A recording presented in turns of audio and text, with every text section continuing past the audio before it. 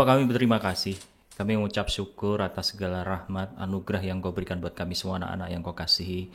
Dan kami bersyukur kau sebut kami satu persatu nama kami dan kami dikasih dengan kasih yang daripadamu Bapa. Saat ini hati yang sudah kau berikan, kami mau buka selebar-lebarnya untuk setiap kebenaran firman melalui sharing, melalui kebenaran firman yang kami mau bicarakan pada kesempatan yang indah ini. Biarlah Roh Kudus yang take over, Roh Kudus yang ambil alih semuanya dari awal, pertengahan hingga akhir. Dan siapapun, dimanapun yang mendengar, baik itu secara live maupun rekaman di YouTube, biarlah memperoleh berkat yang sama. Terpujilah Engkau Bapa, dalam nama Tuhan Yesus kami siap diajar. Haleluya. Amin. Amin. Oke, Shalom Bapak Ibu Saudara-saudari semua. Selamat datang di podcast webinar Revival Total Ministry. Tepuk tangan dulu dong. Oke, ya meskipun kita nggak bisa dengar tepuk tangan Bapak Ibu, tapi kita percaya ya Bapak Ibu tepuk tangan yang meriah di tempat masing-masing. Betul. Oke, ngomong-ngomong Pak Agus, ini udah podcast ketiga jadi ya. Betul, John. Iya, nggak nyangka ya udah 1,5 bulan jadi ya Pak Agus ya. Ini kan 2 minggu ya. Betul. Nah, gimana Pak Agus sejauh ini sebagai ketua RTM kan reviewnya nih ya? Gimana nih Pak Agus? Oke, sejauh ini? untuk apa? Podcastnya ya maaf untuk podcastnya. So far sesuai ekspektasi John. Karena di podcast yang pertama waktu itu saya sudah sampaikan bahwa kita merubah konsepnya webinar ini di tahun 2025 dengan podcast seperti ini, tujuannya supaya lebih fleksibel, lebih ada sesuatu yang baru gitu. Karena kita juga tahu, kita juga mendengar, kita juga merasakan sendiri gitu betapa orang-orang zaman sekarang itu butuh sesuatu yang fleksibel tapi tidak mengurangi esensi. Dan secara views, puji Tuhan juga gitu, ada peningkatan yang signifikan. Jadi semua sesuai ekspektasi. Iya, semua sesuai harapan ya Pak Agus jadi ya. Betul. Oke. Dan itulah kenapa juga tampilan kita juga berubah. Nah, itu baru pengen dibahas. Jadi ya ini juga Bapak Ibu, mungkin Bapak Ibu menyadari ya kok setupnya berbeda dari meja, kursi, TV ya. Ini semua karena grace Tuhan ya. Oke. Only by His grace ya, bagus ya. Ya, jadi Bapak Ibu juga teruslah nantikan konten atau podcast yang terbaru dari kita yang juga akan membawa firman dan kebenaran-kebenaran baru juga untuk Bapak Ibu. Oke? Ya, jadi tanpa berlama-lama kita mulai aja ya Pak Agus ya. Oke. Ya, by the way ini aku manggilnya Pak atau Om ya. Bingung loh. Kayaknya bergumul terus deh John. Iya, agak canggung soalnya gitu, nih. Ya. Oke, kita dealing aja deh. Mulai sekarang panggilnya Om aja. Panggilnya Om aja ya. Oke. Tapi kamu perlu jelaskan kenapa perlu panggil Om, karena saya juga tidak mau semuanya akhirnya nanti panggil Om. Iya, benar. Padahal Om. Iya, jadi bagi Bapak Ibu dan teman-teman yang belum tahu, saya dan Pak Agus atau Om Agus itu satu pohon keluarga. Ya, saya itu keponakannya Pak Agus. Nah, jadi daily life-nya, kebiasaan sehari-harinya saya panggil beliau Om, bukan Bapak. Yes. Ya, jadi kayaknya supaya lebih chill, supaya lebih santai, lebih natural. Saya juga nggak awkward. Jadi saya panggil Om aja ya. Iya. Mohon izin ya Bapak Ibu ya. Ini spesial khusus untuk saya. Ya. Privilege. Oke, mari kita mulai Pak Om Agus tuh kan. Giliran disuruh panggil Om, panggilnya Pak. Suruh panggil Pak, pengen panggilnya Om. Jadi maunya mana John? Maunya Om aja. Oke, Om. Kita mulai biasakan. Yes. Oke, jadi tanpa berlama-lama kita mau mulai aja Bapak Ibu ya. Hari ini kita udah membawa firman yang spesial juga. Kita akan membicarakan apa Om? Insecurity atau rasa tidak aman. Rasa tidak aman itu pengertian ini dalam Indonesianya ya, insecurity atau rasa tidak aman ya. Boleh dijelaskan lagi mungkin Om Agus, kenapa Om terpikir untuk bahas ini gitu? Gini, kita perlu tahu bahwa tema besar kita di tahun 2025 adalah regenerasi. Oke, jadi ada hubungannya ini ya? Betul. Jadi apapun yang akan kita bahas di baik podcast maupun di webinar seminar secara onsite, kita semua muaranya dari tema besar. Gitu. Nah, kenapa kita membahas tentang insecurity? Berkaitan dengan regenerasi ini, kalau kita masih memiliki rasa tidak aman, itu akan menjadi satu problem, satu masalah. Karena proses regenerasi itu butuh keterbukaan, butuh percaya, dan butuh betul-betul geraknya cepat gitu. Kebayang ya kalau misal kita masih ada rasa tidak aman, ketika kita mempercayakan sesuatu kepada yang lain atau generasi di bawah kita, kita akan trust issue. kita akan punya masalah untuk tidak terlalu percaya kepada orang yang kita kasih kepercayaan. Nah, Iya, iya. kurang lebihnya skupnya di situ. Gitu. Oke. Supaya nggak kemana-mana. Karena Iya, ketika iya. kita membahas tentang insecurity ini luas banget, John. Iya, iya, iya, iya. Tadi kan rasa tidak amannya mungkin juga bisa diambil dalam banyak bentuk ya. Takut, iri, cemburu. Betul. Ya, Nggak pede. nggak pede. Yang penting itu jawaban umumnya nggak pede jadi ya. Nggak pede. Dan Iya. dikuasai rasa kebersalahan yang lumayan gitu loh. Lumayan besar. Betul. Oke. Dan sebetulnya insecurity ini setiap orang juga punya. Nah, saya baru mau nanya itu tadi. Apakah semua jadi Masa semua tadi orang nanya? punya nih? Belum ya? Belum nanya. Anda duluan yang kasih tahu sama Gus ya. Jadi semua orang ada nih, perasaan insecure tuh ada, tidak terkecuali. Ada. Oke. Oke. Jadi Kaget. ya jadi gimana nih kalau misalnya saya misalnya memposisikan sebagai yang menonton gitu Ya. terus kayaknya insecure udah nggak ada lagi di dalam diri saya itu Apalagi Yesus opini ada Om di- Agus. Iya iya, Apalagi Yesus dalam diri saya. gitu. Opini Om Agus gimana tuh Oke, dengan oke, gini. pendapat itu? Rasa tidak aman itu kan dari emosi kita, dari jiwa kita, Dari dalam ya. dari Oke. dalam, ya.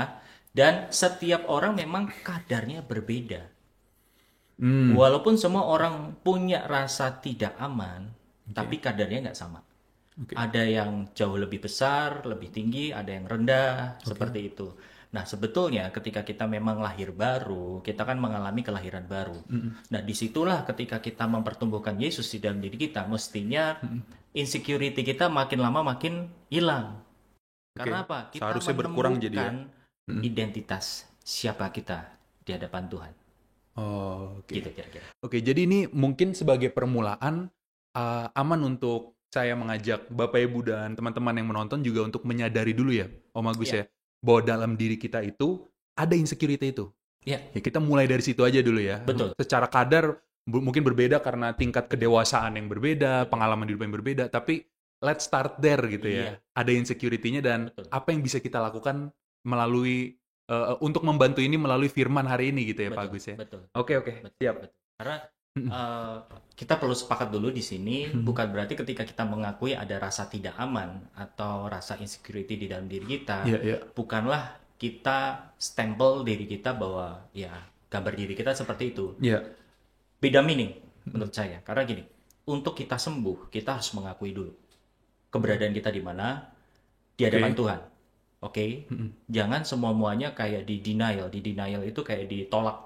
Oh enggak, siapa bilang aku begini, siapa? Oke, di depan iblis kita harus sangkal itu semuanya. Tapi firman Tuhan juga mengatakan barang siapa yang terbuka atau keterbukaan itu adalah pintu daripada pemulihan, kan gitu. Oh, nice. Itu Oke. good point. Ya. Iya. Jadi Itu good kita point. harus akui dulu. Iya, kayaknya saya punya problem ini. Kayaknya saya punya rasa insecurity, rasa tidak aman, Iya. gitu. Karena biasanya kita terbiasa dengan cara deny aja ya, Om Agus, ya nggak sih? At least untuk aku. Kayak lebih susah untuk jujur Ya, daripada deny. Oke. Kan kadang kecenderungannya itu suka deny aja, tapi kita juga suka lupa, kita harus jujur nih. Emang mungkin saya lagi nggak nyaman, lagi nggak aman, maaf, lagi insecure gitu, harus mulai dari open juga ya tadi ya. betul. Gini, Iya. good question. Kita mesti perjelas dulu nih, John. Oke. Antara kita akui atau kita denial atau kita tolak. Oke. Nah, ketika kita di hadapan Tuhan, kita betul-betul harus terbuka. Oke. Paham ya? Iya. Tujuannya apa? Supaya tahu bahwa oh kita punya kelemahan di sini. Kita punya hal-hal yang kurang di bagian sini. Kita bawa itu ke Tuhan supaya apa? Tuhan pulihin. Gitu loh. Tapi ada momen kita harus deklarasikan, kita harus akui bahwa kita sembuh. Siapa bilang aku sakit, siapa bilang aku punya kelemahan ini dan itu di hadapan iblis untuk kita sembuh. Iya.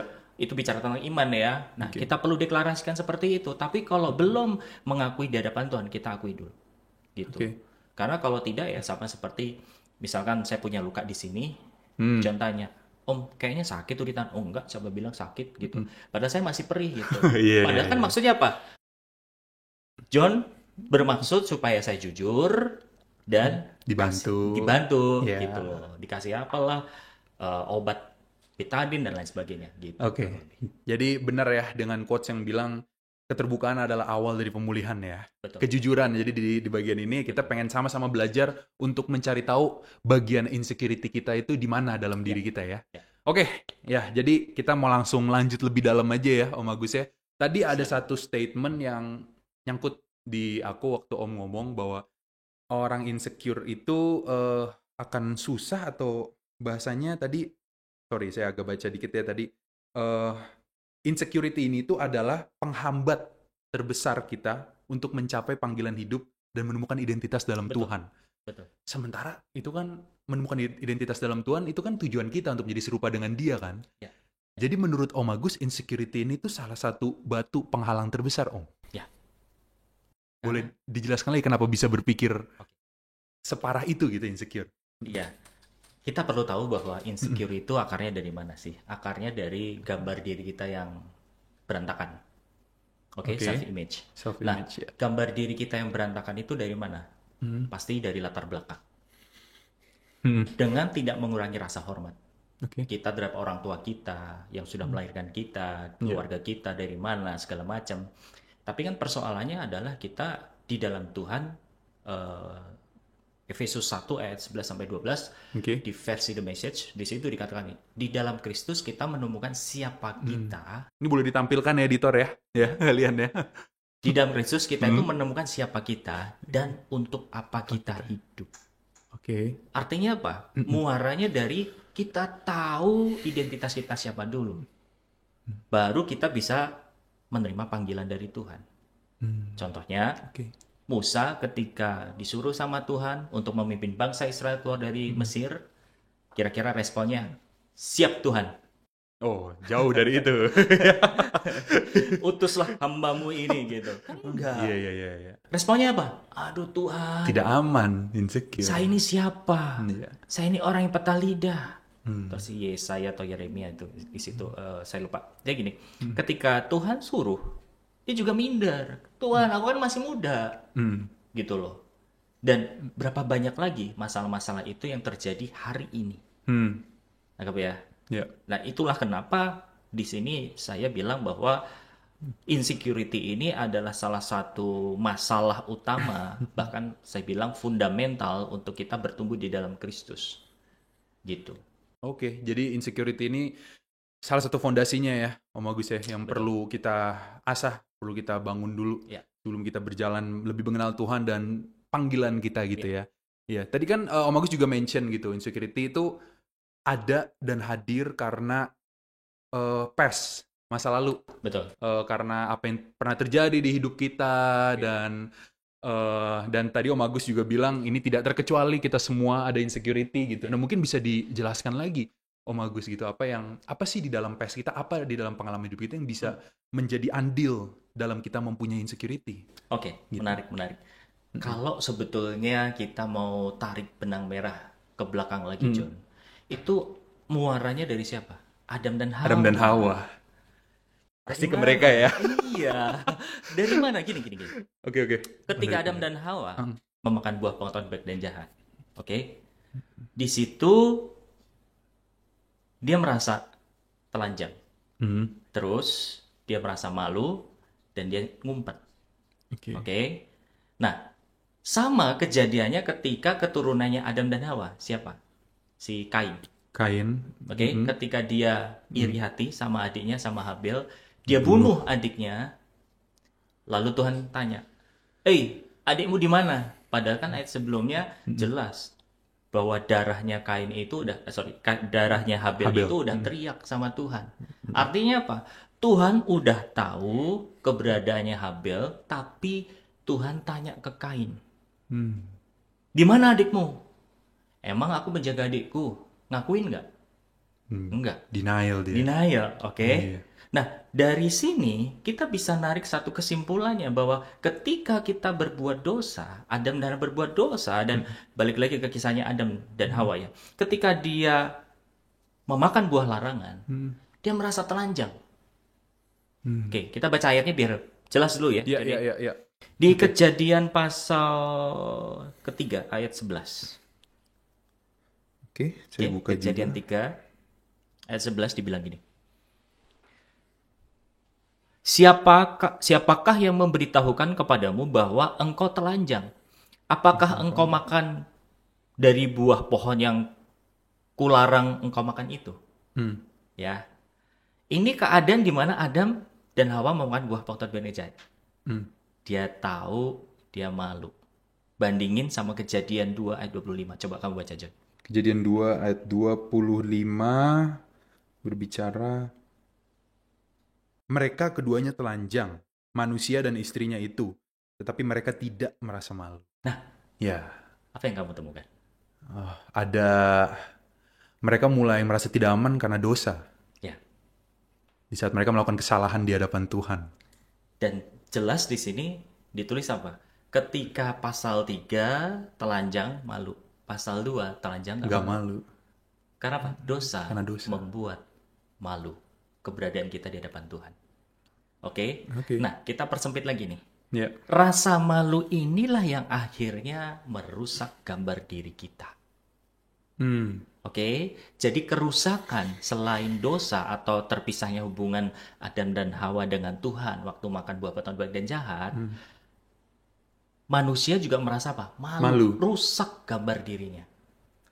Kok saya telanjang? Gitu. Coba gini lah, pernah nggak John mengalami satu peristiwa latar belakang yang pernah John alami dipermalukan? Ada lah pasti. Banyak. Ya, ini perlu cerita nih. Ya. Di sini nih. Tapi pasti ada lah, pasti ada. Pasti ada. Kita semua ada pasti. Ya. Pertanyaannya gini, ketika kita dipermalukan, perasaanmu kayak apa? Kayak terpojok. Ya nggak aman pasti. Nggak aman. Insecure. Betul kan? Ya, Kayak pengen narik diri. Kayak nggak ada pengen perlindungan, takut gitu. Betul. Iya. Kayak pengen, kalau ada film kartun apa itu namanya, jurus hilang, menghilang. Naruto. Ya, harusnya Bapak Ibu dan teman-teman tahu ya, itu kan udah lama juga. Jurus menghilang. Iya bener, rasanya pengen ngilang aja. Pengen ngilang, pengen ditelan bumi gitu kan. Iya. Nah, itu sebetulnya terjadi kerusakan gambar diri. Oke. Ya. Nah, kita semua lahir dari latar belakang yang bervariasi. Gitu loh. Mungkin ada juga waktu kita kecil, kita diomongin yang jelek-jelek, yang buruk-buruk. Dasar kamu BODOH gitu ya, dasar kamu GOBLOK gitu, dasar kamu begini dan begitu, oh lihat aja nanti masa depanmu gini dan begitu. Apalagi mungkin kalau zaman-zaman dulu gitu kan, anak berbuat salah, pokoknya dibentak-bentak, dimaki-maki, dimarahin sama mungkin orang tua atau guru atau orang yang lebih dewasa gitu di depan banyak orang.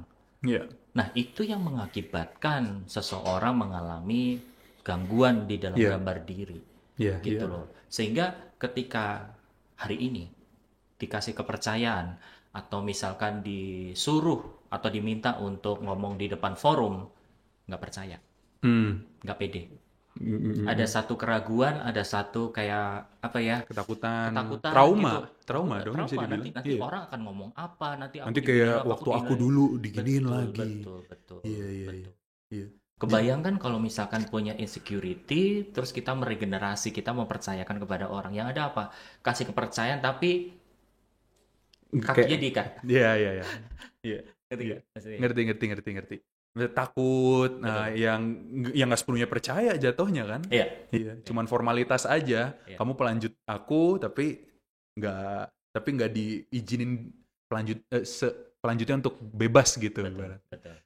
Oke, ya jadi tadi aku pengen agak circle back ke statement yang Adam dan Hawa. Nanti kita akan lanjut lagi setelah, tapi kan tadi kan di ayat di Kejadian 2 dibilang Adam dan Hawa telanjang tapi nggak malu. Tapi karena mereka berdosa, mereka baru ngerasain malu. Jadi apakah safe to say, Om, perasaan tidak aman itu alarm dari Tuhan kalau kita sedang berdosa? Mantap. Perasaan tidak aman itu alarm dari Tuhan berdosa, atau nurani dari Roh Kudus yang ngasih tahu, lu lagi salah, kamu lagi salah. Itu gimana tanggapan Om menurut itu? Oke. Tidak sepenuhnya iya, tapi ada indikasinya juga gitu. Kenapa saya bilang nggak sepenuhnya iya? Karena sebetulnya Tuhan Yesus kan udah tanggung semua dosa kita. Dia sudah pulihkan hubungan kita sama Tuhan gitu ya. Karena di kebenaran firman pun kan dikatakan gini ya. Di Kolose kalau nggak salah ditulis bahwa Tuhan Yesus itu mati di atas kayu salib supaya kita berdamai dengan siapa? Dengan Bapa kita di surga. Jadi kehadiran atau kedatangan Tuhan Yesus ke muka bumi zaman itu, dan dia akhirnya mati di atas kayu salib supaya apa? Kita punya hubungan yang baik sama Tuhan. Ya. Yang ini sebenarnya harus menjadi sebuah kebenaran, John. Ya. Nah, masalahnya adalah ketika kita menjadi orang percaya, kadang-kadang kita belum mengalami pembaruan akal budi kita. Gitu. Metanoia itu ya. Betul, Ya. tidak mengalami metanoia. Ya. Sehingga ngakunya udah percaya, udah lahir baru, tapi tidak sepenuhnya di dalam jiwa kita, emosional kita, gambar diri kita itu pulih identitas kita. Gitu. Oke. Ya. Tapi bisa juga memang itu alarm bahwa kita masih berkubang di dalam dosa. Iya, susahnya kan di situ ya, menentukan yang mana nih ya. Ya. Gitu ya. Ya. Oke, jadi ya ini rasa tidak aman itu ya balik lagi mungkin yang di awal sempat kita bicarakan ya Om ya. Kita nggak boleh sepenuhnya deny juga, Ya. karena bisa jadi itu alarm, Betul. bisa jadi itu ya bisa jadi itu peringatan untuk kita. Tapi kita tidak boleh terus berkubang juga. Kita harus ingat juga. Itu tuduhan. Ya, kita juga harus ingat dosa kita diampuni sama Tuhan. Betul. Jadi harus menemu senternya ya, gimana cara menyeimbangkan itunya ya. Betul. Oke. Ya tadi kita lanjut ngobrol ya tentang insecurity ini. Tadi kan Om Agus kan berbicara penyebab insecurity-nya itu banyak faktornya dari masa lalu. Ya. Nah tadi kan baru dibahas satu ya. Ya. Dia trauma misalnya pernah diledek atau dipermalukan di umum gitu. Nah dan ternyata dari hal sekecil itu bisa menentukan siapa kita di masa depan, di masa sekarang. Betul bang. Bisa jadi kita takut berbicara di publik karena kita pernah gagal public speaking dan kita diledek. Ya. Tapi kita nggak pernah sepenuhnya berdamai, jadi sampai sekarang kita masih insecure. Betul. Nah, ada nggak Om Agus kejadian-kejadian lain yang juga menentukan kadar insekuritas kita? Faktor-faktor lain selain dipermalukan mungkin, atau mungkin hal-hal yang menurut Om Agus itu hal inti lah yang membuat kita merasa insecure. Oke. Ya. Pertanyaannya agak sulit. Maaf ya. Saya akan coba jawab. Kalau mau jawab pertanyaannya John yang bagian ini, kita harus mundur lagi jauh ke belakang. Oke. Jadi balik lagi nih, kita ke kisah Adam dan Hawa dulu. Oke. Ya, setuju ya? Yo, let's go. Ketika Adam dan Hawa memakan buah larangan, dia akhirnya kan diusir keluar dari Taman Eden. Oke. Nah, Taman Eden itu sendiri adalah presence of God, hadirat Tuhan, tempat yang aman. Setuju ya? Ketika diusir, artinya Adam dan Hawa keluar dari tempat yang aman. Oke. Dengan kata lain apa? Mengembara. Ini ada ayat yang jelas banget, dibilang Kejadian pasal 3 ayat 23. Kita baca dulu. 3 ayat 23. Oke. Mau saya bacakan? Boleh. Oke. Lalu Tuhan Allah mengusir dia dari Taman Eden supaya ia mengusahakan tanah dari mana ia diambil. Oke. Ya. Oke. Terus dikatakan ya, Tuhan Allah mengusir dia dari Taman Eden. Kejadian 4 ayat 11 sampai 12. Kejadian 4 ayat 11 sampai 12. Maka sekarang terkutuklah engkau, terbuang jauh dari tanah yang mengangakan mulutnya untuk menerima darah adikmu itu dari tanganmu. Apabila engkau mengusahakan tanah itu, maka tanah itu tidak akan memberikan hasil sepenuhnya lagi kepadamu. Engkau menjadi seorang pelarian dan pengembara di bumi. Ya. Kamu punya versi terjemahan King James Version nggak? King James Version ada. Dan ayat 12 ya? Ayat 12 saja. When you till the ground. When you till the ground, it shall not henceforth yield unto you her strength. Nah, kalimat ini, baca. A fugitive and a vagabond shall you be in the earth. Ya, kalau di bahasa Indonesianya kan gini, engkau akan menjadi seorang pelarian dan pengembara di bumi. Bayangin dulu. Oke. Pelarian dan pengembara di bumi. Artinya apa? Kita nggak punya rumah. Kita terus berlari. Terus mengembara. Kita nggak tahu siapa kita. Dan kita nggak tahu siapa bapak kita. Karena Fatherless. Iya. Kita dikeluarkan dari presence Bapak ya. Iya, hadirat Tuhan. Mulai kebayang nih perasaan tidak amannya seberat apa nih bagi Adam dan Hawa dan keluarga dan keturunan jadi mereka. Dari sini kebayang ya. Bahwa sebenarnya akar utamanya di sini. Okay. Orang rasa insecure, mengalami rasa tidak aman karena kita bawa gen dari atas. Ini nggak bisa dipungkiri. Ditambah lagi kita lahir dari keturunan siapa dan siapa, kita nggak tahu latar belakang orang tua kita nggak tahu zaman kecil kita mengalami apa segala macam gitu ya. Itu semua terekam di alam bawah sadar kita, di memori pikiran kita, di alam roh itu semua tercetak. Iya. Sehingga walaupun kita menjadi orang percaya hari ini, John, kita masih mempertanyakan siapa kita. Yeah. Dan kita susah untuk merasakan kasih sayang dari Tuhan, kasih sayang dari Bapa. Padahal itu awal mula. Kamu ngerjain sesuatu, kalau misal kita kayak gini deh, Om kasih tugas untuk podcast, untuk jadi host begini. Kalau kamu hatinya nggak mendarat, kira-kira enak nggak ngejalanin ini semua? Berat pasti. Pasti ngerasa terpaksa.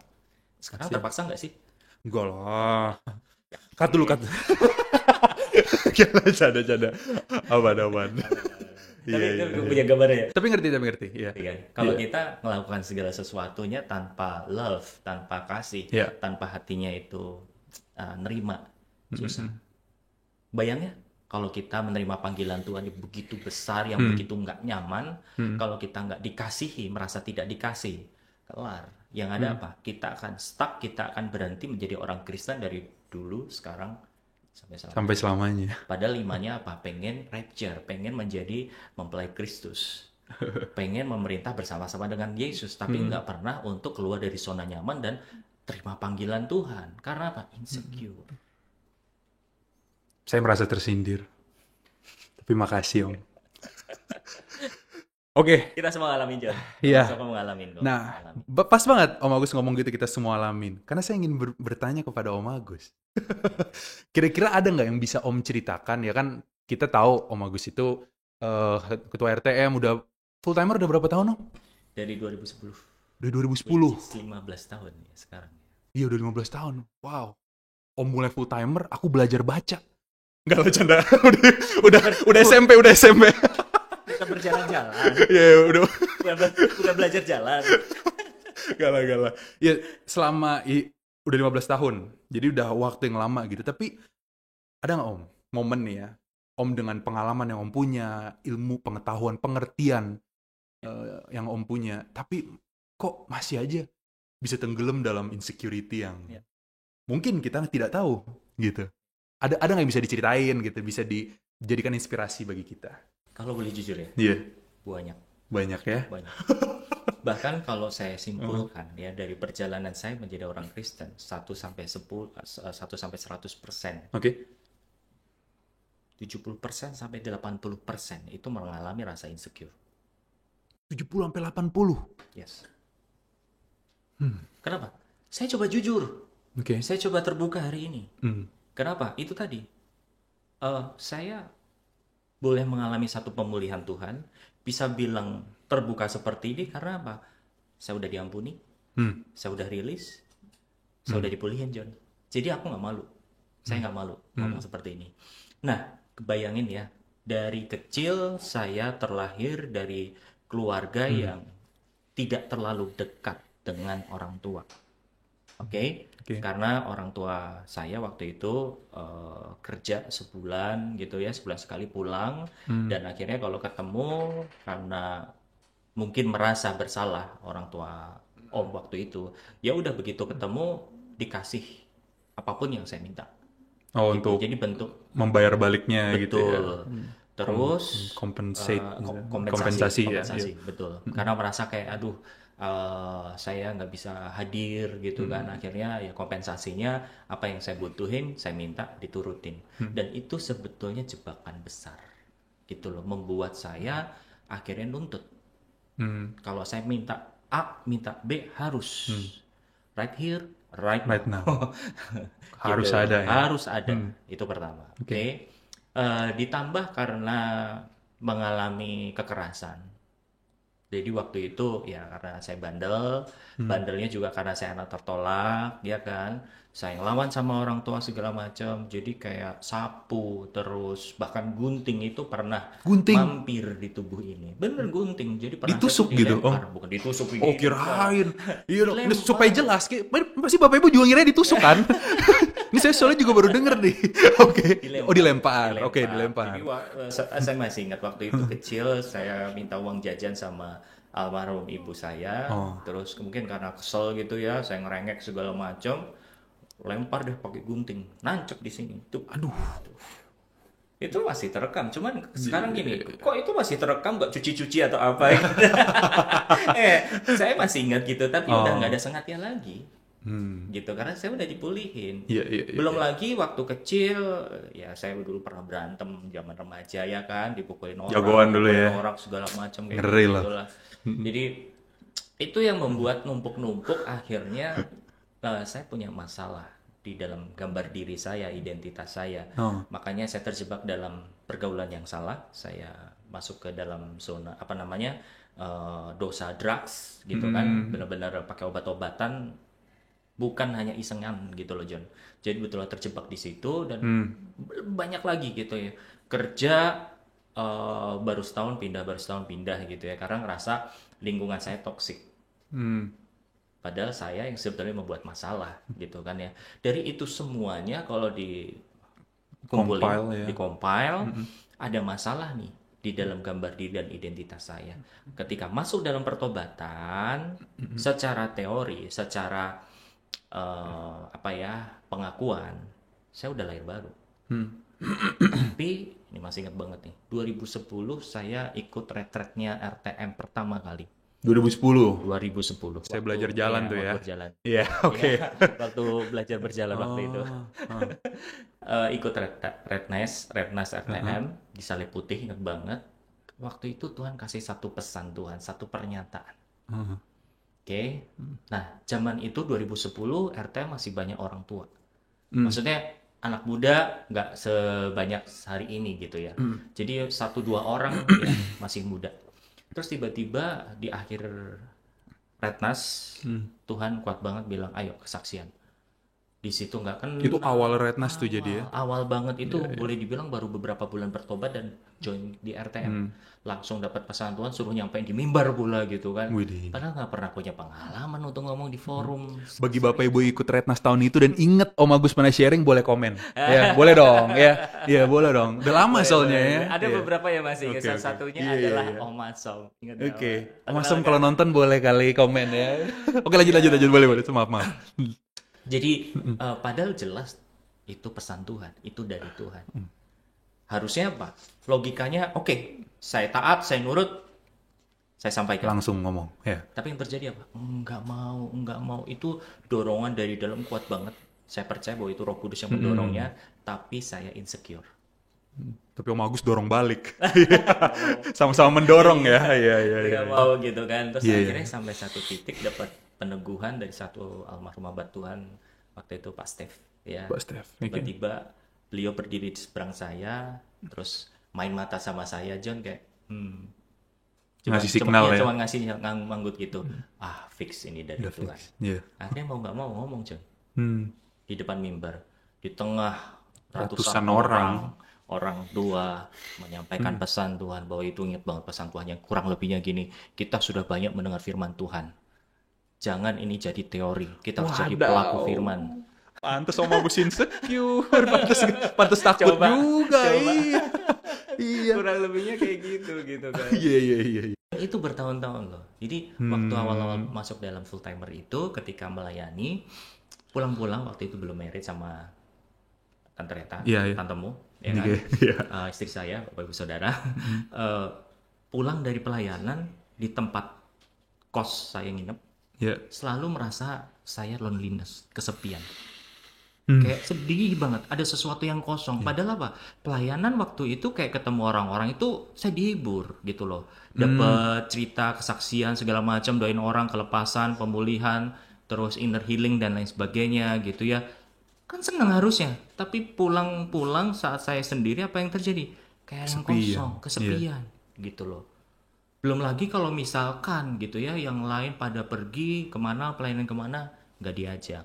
Nah, iya. Nggak dilibatkan. Itu kayak perasaan yang sangat relate dengan kita semua ya, perasaan itu ya. Oke. Makanya termasuk saya sendiri mengalami itu semuanya, gitu loh. Nah, singkat ceritanya lagi, John. Zaman itu belum married ya. Iya. Jadi kayak masih takut banget, nggak pede banget ketika harus ngisi ibadah.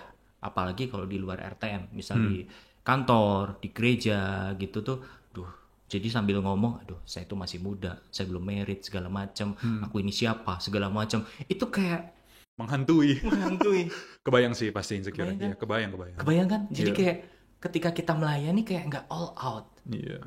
Ada yang ngerem, pengennya ngegas tapi direm Jong. Iya. Kuat juga. Gitu Apalagi kan. dihadapin dengan mungkin orang-orang yang lebih senior daripada Om juga kan. Benar. Pasti Ketakutanku takut. adalah apa waktu itu? Ketika ditanya. Misalkan oke lah, di luar orang Kristen gitu ya, kalau ditanya gini, kerjaanmu apa? Oke. Oke, kalau bilang pendeta juga enggak sekolah teologi ya. Kalau dibilang melayani di gereja, RTM bukan gereja. Ini ministry, Iya. iya kan? Jadi itu yang menghantui. Pertanyaan-pertanyaan itu yang menghantui. Kalau pelayanan, kalau ditanya sekolah Alkitabnya di mana? Ya itu. Oke. Iya. Terus waktu sebelum married ditanya lagi, udah berkeluarga? Coba. Itu pertanyaan yang sering muncul, John. Iya. Di luar RTM ya. Oke. Kalau teman-teman di RTM, keluarga besar RTM semua udah tahu saya belum married waktu itu. Tapi ketika di luar habis pelayanan selalu ditanya, "Oh, udah berumah tangga?" Belum. Itu kayak langsung Iya. turun banget gitu mentalnya. Gitu sih. Langsung gak percaya diri, langsung Benar.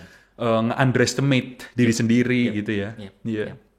Paham. Ya, nah tepatnya saya ingat banget waktu itu 2018 atau 2017 setelah saya berproses dan berperkara sama Tuhan, udah berapa tahun itu? 7 sampai 8 tahun ya.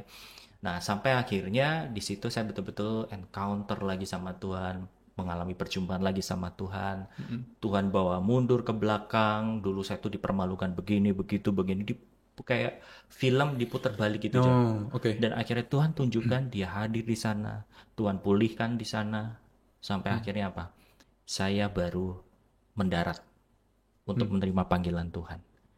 Menerima Gitu. identitas. Menerima yang udah identitas. dikasih itu ya. Jadi di situ saya tidak terlalu khawatir kalau misalkan orang yang jauh dari saya atau nggak kenal saya menilai saya ini itu segala macam. Bukan berarti anti kritik. Saya tetap buka diri untuk dikritik, dinasehati kepada orang-orang yang memang di circle saya, di lingkungan saya. Mentor, pembina, segala macam. Gitu, atau orang-orang terdekat saya. Seperti itu. Barulah di tahun 2023 kemarin, Tuhan kasih kepercayaan untuk dipilih menjadi ketua RTM ini. Kebayang ya, kalau saya masih struggle, saya masih bergumul sama gambar diri, sama identitas saya pasti nggak terima. Tapi waktu menerima menjadi ketua RT itu masih ada nggak suara di hati atau kayaknya aku nggak mampu deh, kayaknya aku nggak bisa deh, gitu. Rasa takut itu Puji Tuhan, enggak. nggak? Oh, oke. Karena Iya. balik lagi gini, fokusnya udah bukan self-center lagi. Oh, iya. Oke? Lalu kalau diceritain panjang, Jun. Iya. Perjalanannya. Iya.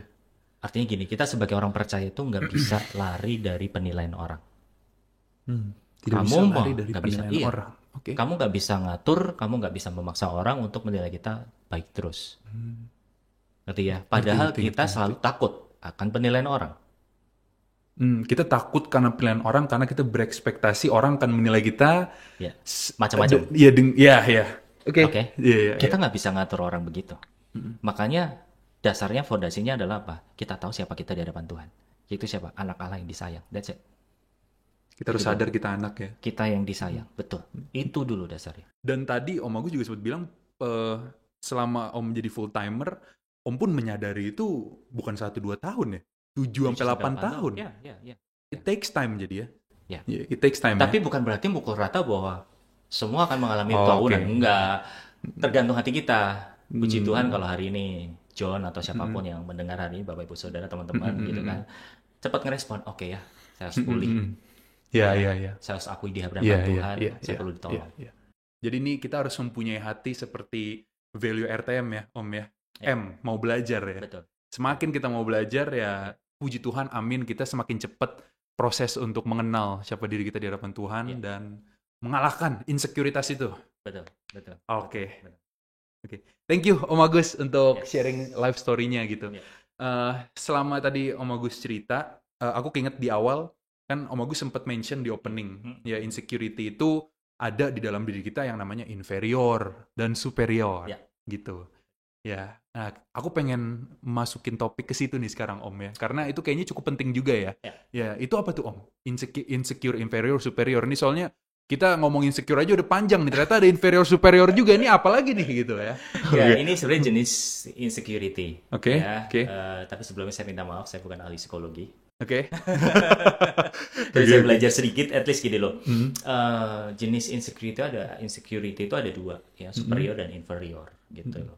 Kita mulai dari inferior dulu. Inferior artinya Inferior. adalah sesuatu yang kayak nggak terlihat, tapi lihatnya dalam, lebih ke dalam kita gitu. Misalkan gini, kita nggak pede, kita takut, Oke. gitu ya. Kita sangat rentan dengan penilaian orang, nggak yakin sama diri kita, itu inferior, Malu, malu. sama diri sendiri. Betul, padahal kita punya potensi besar dan sering banget dalam pelayanan sejauh ini aku mengalami itu semuanya, John. Saya melihat banyak banget anak-anak Allah ini yang punya potensi besar, tapi akhirnya tidak memaksimalkan potensinya itu gara-gara apa? Insecure. Iya. Sayang banget kan? Gitu loh. Bahkan nggak jarang juga saya melihat dan mendengar mata kepala sendiri ketika mungkin dalam proses mentoring seseorang itu dapat suara Tuhan, dapat vision, dapat pernyataan Tuhan gitu loh. Nggak mau menyampaikan karena apa? Takut, malu. Itu kan apa? Insecure. Oke, oke. Takut kalau salah sekali, semua orang bisa salah. Oke. Gitu loh. Makanya apa? Diuji. Justru kalau kita ngakunya dari itu, uji aja. Tapi kalau masalahnya masih sama, yaitu insecurity, ya repot. Gitu. Jadi mungkin bahasa simpelnya insecure inferior itu orang yang di kepalanya selalu mengunderestimate dirinya sendiri ya. Apapun ide yang dia punya, mungkin ide bisnis, ide pelayanan, ide apapun tuh kayaknya aku nggak bisa deh. Kayaknya aku nggak mampu deh. Betul. Kayaknya kalau aku lakuin aku gagal deh. Kayaknya aku Yes. cupu deh, nggak sejago dia deh. Yang selalu underestimate itu insecure inferiority. Inferior. Betul. Ya, oke. Oke, siap. Oke. Oke, yang superior, Yang superior, nah. ini kelihatannya punya prestasi. Oke. Kelihatannya punya pekerjaan yang hebat, yang luar biasa, pelayanan yang luar biasa, segala. Pokoknya punya nama lah, gitu loh. Dan didorong oleh ambisi Ambisi, segala macam. ya. Tapi kalau begitu dia gagal, langsung terjun bebas. Hmm. Atau kalau misal dikritik atau dapat masukan, kita akhirnya anti kritik. Anti-kritik. Atau ketika kita dapat masukan atau kritikan, kita reaktif, nyerang balik, Lawan defensif. lawan, defensif. Oke. Akhirnya jadi playing victim juga, gitu kan. Nah, artinya ada dua sisi yang sangat bertolak belakang. Satu sisi kelihatan dia punya achievement, pencapaian, tapi sisi lainnya rentan dengan itu tadi, masukan-masukan, kritikan, dan kegagalan. Nangkap nggak? Jadi superior itu lebih muncul, Iya. ditunjukin untuk menutup Tapi itu. secara luaran doang kan ya. Iya. Tapi secara dalamnya masih banyak rapuhnya. Sama-sama Masih banyak rapuhnya. takutnya. Tetap judulnya insecure. Iya, iya. Cuman gini, kalau yang superior, insecure-nya ditutupin. Kalau inferior, berbanding kebalik, Iya, iya, ngumpet, iya, iya. menghindar. Iya. Nangkap ya? Iya, jadi mungkin kebalikannya sama insecure inferior, aku bisa bilang insecure superior itu, kalau tadi kan inferior underestimate, kalau superior overestimate ya. Betul. Kepedean. Gue ngerasa aku paling bisa, aku nggak butuh orang lain, Betul. jalan sendiri aku pun berhasil, gue buktiin kalau semua aku balas dengan karya gitu ya. Benar. Ya, driven by ambition ya. Oke. Jadi Anda yang mana? Inferior atau superior? Saya inferior. Nggak percaya. Kayaknya ada superior. Aduh, malah jadi disindir saya di sini. Alasan saya jadi host supaya saya bisa disindir sama om saya sendiri ternyata Bapak Ibu. Kalau canda. Oke, ya tapi berbicara dari standpoint superior ya, kan ada pandangan yang kayak gini loh om. Aku rasa ini secara umum gitu. Banyak orang yang ya mungkin secara insecure superior tadi itu mengisi yang tadi ambisi gitu, semangat hidup mereka untuk bekerja, untuk berbisnis, untuk apapun, itu dengan kepahitan atau insecure yang mereka punya. Jadi di saat mungkin mereka lagi ngerasa malas atau gimana, gue inget dulu keluarga gue itu miskin, gue gagal, gue nggak boleh gitu lagi, gue dulu pernah dipermalukan waktu dulu gue kecil, gue nggak boleh gitu lagi. Tapi nyatanya nih secara dunia om, ada yang berhasil dengan cara itu loh. Ya. Nah itu gimana tuh maksudnya secara kekristenan, secara kerohanian pandangan Om gimana? Soalnya kan pasti banyak yang memperdebatkan kan kayak, lah aku cara gue tuh kayak gitu berhasil loh gitu. Selama ini yang bikin gue bisa berprestasi sekarang karena gue punya trauma itu dan gue nggak mau gue ngalamin trauma itu lagi. Nah tapi kan salah gitu ya setelah kita belajar. Sekarang menurut Om gimana itu? Pandangan itu gimana? Sederhana gini, bahwa hasil kerja kita itu di hadapan Tuhan tidak dilihat dari pencapaian, tapi bahan dasar apa yang kamu bangun. Karena Alkitab mencatat bahwa suatu kelak nanti pekerjaan kita semua diuji dengan api. Mana yang terbuat dari emas, perak, batu permata, ini material kedua yang dimurnikan, dipanaskan malah makin murni, atau bahkan dari kayu, jerami, rumput kering. Ini kalau dibakar habis. Gitu. Jadi Gagal. yang model superior, yang security superior ini walaupun kelihatannya dia mencapai sesuatu, berhasil, ini tinggal diuji aja. Oke. Simple kayak gitu ya. Sederhana. Iya. Oke, thank you Om Agus ya untuk firman hari ini ya. Mungkin kita membicarakan insecure ini tuh supaya kita pun juga lebih bisa mengenal diri kita ya, Om Agus ya, sehingga jalan menuju pemulihan, jalan menuju kita bisa menjawab panggilan Tuhan pun juga lebih dinyatakan gitu ya. Karena kan ya memang kayak gini itu baru hari-hari ini ya Om Agus ya, banyak disadarin ya. Sosial media Masalahnya sebenarnya udah lama, cuman baru kadang tersadarkan baru hari-hari ini. Ya, jadi ini yang tadi seperti Om Agus bilang, Bapak Ibu, Saudara-saudari, ini juga fondasi untuk kita menjawab panggilan Tuhan juga ya Om ya. Oke, Om Agus ada statement lagi kah atau gimana? Oke, ini aja ya. Mungkin saya pertegas bahwa ada tanda-tanda orang mengalami insecurity itu yang pertama, terlalu sering overthinking. Sering overthinking. Overthinking itu berpikir berlebihan.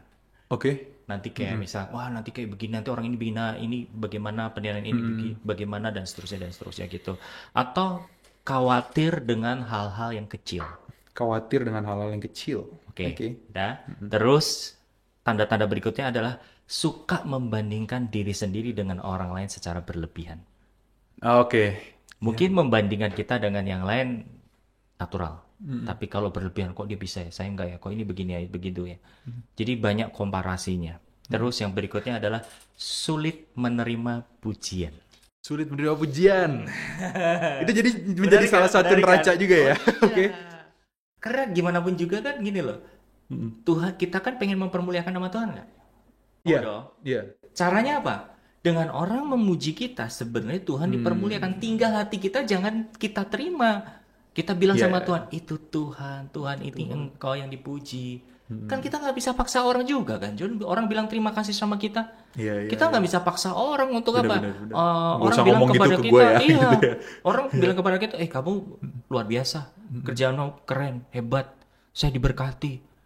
Bisa nggak kamu nolak itu? Jangan saya. Kadang kan di beberapa kasus juga kalau ada orang yang tulus ngasih itu dan kita tolak, mereka sakit hati juga. Betul, gitu. Itu butuh apresiasi orang gitu kan. Tinggal kitanya ketika misalkan ya, contohnya John say thanks sama Om gitu ya, atau memuji gitu ya. Wah, keren Agus, thank you, keren banget tadi firmannya, aku benar-benar terberkati. Gitu, coba. Yang dilakukan ada gini, sama-sama, saya pun juga diberkati. Itu semua karena Tuhan. Jadi kita nggak anti. Tangkap ya? Tangkap. Terus fokus pada kekurangan. 5 itu jadi ya. Kelemahan. Masih ada beberapa poin. Banyak sih sebetulnya. Contohnya kayak misalkan kalau kita suruh nulis potensi kita, kekuatan kita di mana, kita punya kelebihan kita di mana, kita punya kekurangan kita di mana. Lebih banyak orang akan mudah menuliskan kekurangan daripada kelebihan yang kita punya. Is it true? Betul. Terus mencari validasi. Atau pengakuan dari orang lain. Contohnya, kalau misalnya kita habis ngerjain sesuatu, terus kita nggak dapat apresiasi, kita nggak dapat pujian, orang nggak menilai kita jadi baper, kita jadi down, stres gitu, betul. Terus menghindari tantangan karena takut gagal atau dikritik. Ini yang banyak orang mengalaminya. Terus cenderung defensif atau mudah tersinggung. Ya, jadi rapuh tadi itu ya. Betul. Jadi tinggal dicari aja nih tanda-tandanya di mana. Oh, ternyata saya masih ini, masih itu. Gitu loh. Nah, kabar baiknya apa? Mungkin sebagai closing ya ayat ini. Tadi udah saya singgung di dalam Kolose, tapi pasalnya yang pertama, ayat 19 sampai 22, saya akan bacakan. Kolose pasal 1 ayat 19 sampai 22. Ya. 19. Karena seluruh kepenuhan Allah berkenan diam di dalam dia, dan oleh dialah ia memperdamaikan segala sesuatu dengan dirinya, baik yang ada di bumi maupun yang di surga, sesudah ia mengadakan pendamaian oleh darah salib Kristus. Ayat 21. Juga kamu yang dahulu hidup jauh dari Allah. Ini perhatikan. Ya, jauh dari Allah. Dan yang memusuhinya dalam hati dan pikiran seperti yang nyata dari perbuatanmu yang jahat. 22. Sekarang diperdamaikannya di dalam tubuh jasmani Kristus oleh kematiannya untuk menempatkan kamu kudus dan tak bercela dan tak bercacat di hadapannya. Jadi fondasinya adalah satu. Kita balik ke karya kematian Tuhan Yesus di atas kayu salib. Dia udah mati di atas kayu salib supaya kita diperdamaikan. Tadi yang kita mengembara, lari kemana-mana gitu ya. Kita pulang ke rumah. Kita punya tujuan sekarang ya. Ya, kita pulang ke rumahnya bukan pulang ke rumah Bapak. Oh ya. Hingga sekarang bukan, tapi pulang ke kasihnya Bapak. Iya. Supaya dapat mengerjakan panggilan Tuhan. Oke, gitu. Jadi kalau kita tahu siapa kita, jadi kalau ada tantangan, ada panggilan yang ditujukan kepada kita, kita bisa melakukan itu. Bukan senternya ke saya. Takut gagal segala macam. Tapi ini karena kepercayaan dari Tuhan. Gitu. Mantap. Ya. Jadi bukan lagi self-center tapi Christ-center ya Pak Agus ya. Om Agus. Terus aja ya bolak-balik. Iya bener nih. Ya maaf ya Bapak Ibu ya. Masih adaptasi nih ya. Saya janji bulan depan gak lagi. Kadang juga panggil nama. Aduh canda itu canda. Ya, jadi aku mau remind sedikit lagi tadi tanda-tanda insecurity karena ini bagus. Jadi Bapak Ibu boleh catat ya. Terlalu sering overthinking, mengkhawatirkan hal kecil. Membandingkan diri sendiri dengan orang lain secara berlebihan. 2. 3. Sulit menerima pujian, fokusnya kekurangan mulu. 4. Mencari validasi terus, pengen terus diakui oleh orang lain. 5. Menghindari tantangan karena takut gagal dan dikritik. Dan yang terakhir, defensif atau mudah tersinggung, ya. Jadi ya kita sama-sama mengintrospeksi diri aja ya dari perbincangan sejauh ini, sejauh mana kita berada di insecurity dan mari kita sama-sama berbenah lah dengan Tuhan gitu ya. Oke, aku mau kasih Om Agus satu pertanyaan terakhir. Setelah Om Agus jawab, boleh langsung pimpin dalam doa tutup ya sekalian closing. Berbicara tentang insecurity, menurut pandangan Om Agus nih sebagai ketua RTM. Kalau kita semua yang ada di RTM sudah selesai dengan masalah insecurity, menurut Om, pergerakan RTM bakal seperti apa? Wow. Inilah mimpi Tuhan. Okay. Inilah mimpi Tuhan dan inilah visinya Tuhan, yaitu apa? Membawa kemuliaan bagi seluruh Indonesia. Seluruh Indonesia. Saya ulang ya. Membawa kemuliaan Tuhan kepada seluruh Indonesia. Gitu. Karena apa? Nggak ada lagi kalau ditunjuk, jangan saya. Oke. Kalau kita udah selesai sama diri kita tahu siapa kita di hadapan Tuhan, dikasih tantangan, dikasih challenge, siap Tuhan, saya lakukan. Gitu. Menjadi berkat bagi Indonesia. Betul. Jadi ya. Betul. Oke, kita aminkan Bapak Ibu saudara-saudari ya. Amin. Oke, silakan Pak Agus, Om Agus boleh mimpin dalam doa tutup. Mari kita berdoa Bapak Ibu saudara. Bapak terima kasih, kami mengucap syukur hari ini kami membahas sedikit tentang insecurity, kami membahas tentang kelemahan-kelemahan di dalam diri kami, tapi kami juga percaya kami mendapat berkat yang lebih daripada itu, yaitu mengenai pemulihan identitas kami sebagai anak Allah yang dikasihi Tuhan, dikasihi Bapa, dikasihi Roh Kudus. Silakan Roh Kudus, kami berikan otoritas kepada Engkau untuk mengkoreksi diri kami. Jangan kami yang mengkoreksi, tapi biarlah Engkau yang betul-betul menemukan di mana letak masalah kami, di mana letak kami masih menyembunyikan bagasi-bagasi lama kami, di mana kami bersembunyi. Biarlah Roh Kudus yang mengeluarkan itu semuanya, sehingga kami pulih dari masa lalu, sehingga hari ini kami boleh mengambil identitas sebagai anak Allah yang Kau pakai, yang Kau berkati, sehingga nama-Mu dipermuliakan. Ini doa kami Bapa, diberkatilah setiap anak-anak-Mu yang mendengarkan setiap acara ini dimanapun, kapanpun berada. Biarlah kebenaran firman-Mu ini boleh menjadi berkat buat kami semuanya. Di dalam nama Tuhan Yesus, kami sudah berdoa dan ucap syukur. Haleluya. Amin. Amin.